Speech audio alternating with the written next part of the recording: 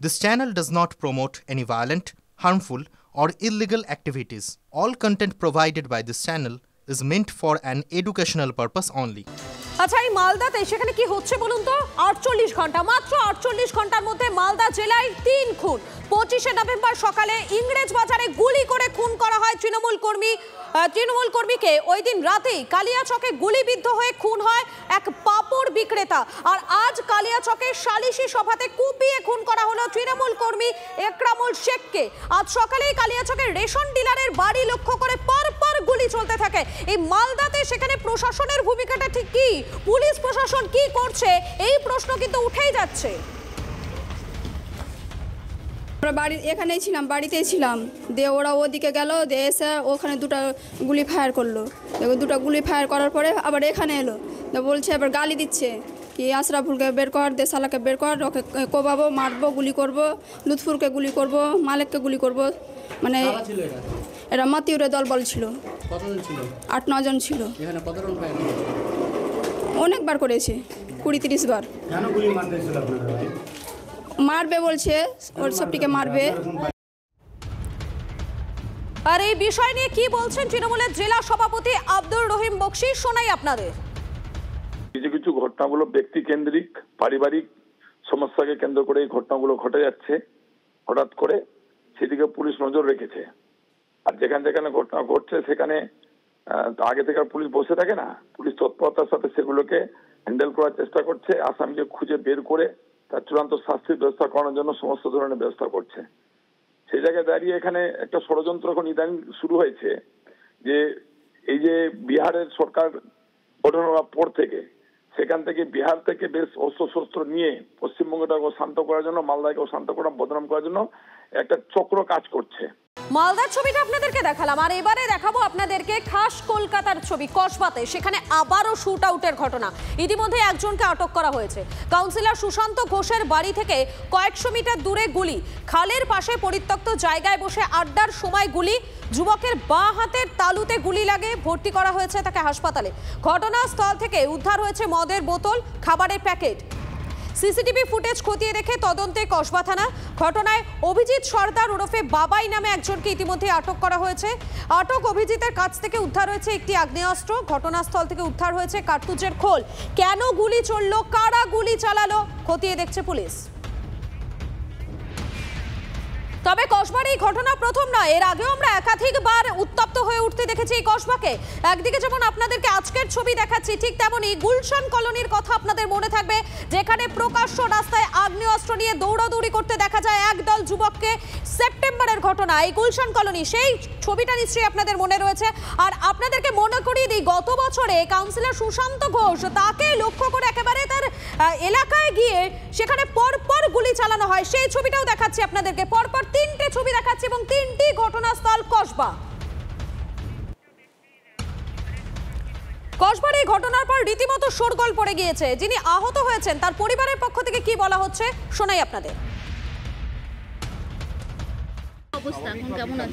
আমি দেখতে পাইনি, ওপরে নিয়ে চলে গেছে, আমি নিচের থেকে চলে এসেছি। অনেক দূর থেকে একটুখানি দেখতে পেয়েছি, দেখতে পাইনি, কথা হয়নি ওর সাথে। আবার গুলি লেগেছে? হ্যাঁ। কোথায় লেগেছে? হাতে। আমি দেখিনি, পাড়ার লোক বলেছে হাতে লেগেছে, একটুখানি আমি জানি, আর আমি দেখি। কখন জানতে পারলেন? যখন অনেক পরে আমি জেনে গেছি যে হাতে গুলি লেগেছে, কিন্তু কারা করেছে না করেছে আমি তাও জানি না। ওখানে যে বসেছিল, কাদের সঙ্গে বসেছিল তাও আমি জানি না, তাও আমি বলতে পারবো না। কি করে আপনার ছেলে? আমার ছেলে একটা অফিসে কাজ করে। কোথায় অফিস? মানে কোন অফিসে? কি আছে? ঝাড়মুছ কাজ করে, চা ফা দেয়, এই পাড়ারই অফিসে কাজ করে। ওই সময় ওইখানে থাকে প্রতিদিন? ওখানে যায় ছেলে? ছেলে কোথায় আড্ডা মারার কথায় কী করে আমি কী বলছি, আমি তো কাজ দিয়ে আসি, আমি সুইপারে করতে পারে এটা, গুলিটা কারা চালাতে পারে কিছু বলতে পারবো না, আমি তো সুইপারে কাজ করি। আপনার ছেলে কিছু বলেনি যে কারা এরকম? না, আমি যখন গেছিলাম ছেলের ছিল না তো। আমি যখন হসপিটালে গেছিলাম জ্ঞান ছিল না। আচ্ছা, আগে কখনো বলেছে যে এর সঙ্গে ঝগড়া আছে? না না না, কোনো শত্রুতা? না না না, আগে কোনো সময় কিছু বলেছে? না, একটা খুব দেখভালের কাজ করে। তাহলে তো আমি যদি জানতাম তাহলেই তো আগে তো আমার ছেলেকে আমি সাবধান করতাম। 11টা 12:15 এরকম হবে। আমরা ঘরে ছিলাম, সবাই খেতে বসেছিলাম। হঠাৎ দেখছি ভাই দৌড়ে দৌড়ে গলিতে ঢুকলে দেখছি ওর হাত থেকে ব্লাড বেরোচ্ছে।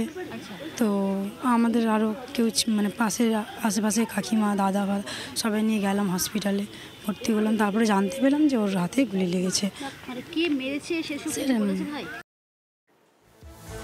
আপনারা শুনলেন তার পরিবারের পক্ষ থেকে কি বলা হচ্ছে সেই বক্তব্য শোনালাম। এবং এই ঘটনার পরে রাজনৈতিক যে উত্তাপ, সেই উত্তাপ লেগেই রয়েছে এবং এই বিষয়ে শাসক বিরোধী দুপক্ষই কি বলছে শোনাই আপনাদের।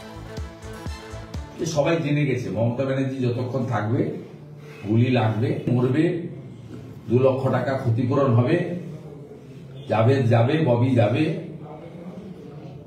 আর একটা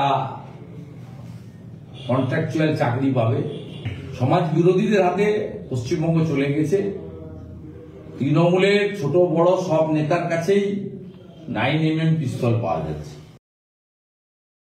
আপনি সারা পৃথিবীর এমন কোনো জায়গা পাবেন না যেখানে বিক্ষিপ্তভাবে এইসব ঘটনা ঘটে না। আপনাকে দেখতে হবে যে বছরে কদিন এই ঘটনা ঘটছে, আর ঘটনা ঘটার পরে পুলিশ প্রশাসনিক পদক্ষেপ সঠিকভাবে নিচ্ছে কি নিচ্ছে না। তো যেখানে পুলিশ সঠিকভাবে প্রশাসনিক পদক্ষেপ নিচ্ছে, বিক্ষিপ্ত ঘটনা ঘটলে প্রশাসন ব্যবস্থা নিচ্ছে, সেখানে আইনশৃঙ্খলা অবনতি হওয়ার তো কোনো প্রশ্ন নেই। আর যদি সত্যি আইনশৃঙ্খলা অবনতি হতো তাহলে কলকাতা তো নিরাপদ শহর হিসাবে স্বীকৃতি পেত না। জমি সংক্রান্ত বিবাদের জেরে ধারালো অস্ত্র দিয়ে হামলা, ঘটনাকে কেন্দ্র করে চাঞ্চল্য মুর্শিদাবাদের নসিপুর গ্রামে। স্থানীয় সানোয়ার এবং আনোয়ার হোসেনের বাড়িতে ঢুকে পরিবারের ওপর হামলার অভিযোগ 4 দুষ্কৃতীর বিরুদ্ধে। তলোয়ার এবং লোহার রড দিয়ে হামলা চালানো হয় বলে অভিযোগ। ঘটনায় গ্রেফতার 2, পলাতকদের খোঁজে তল্লাশি চলছে।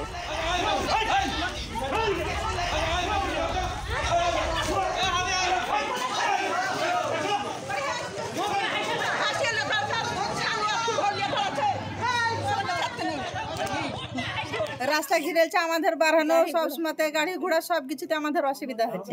কি চাইছেন? এবার আমরা চাচ্ছি যে আমাদের রাস্তাটা হোক, রাস্তা ক্লিয়ার পরিষ্কার থাকুক, সবাই যাতে যাতায়াত করবে আমরা সেটা চাইছি, বুঝতে পারলেন তো? আমাদের রাস্তার দরকার, রাস্তার প্রয়োজন।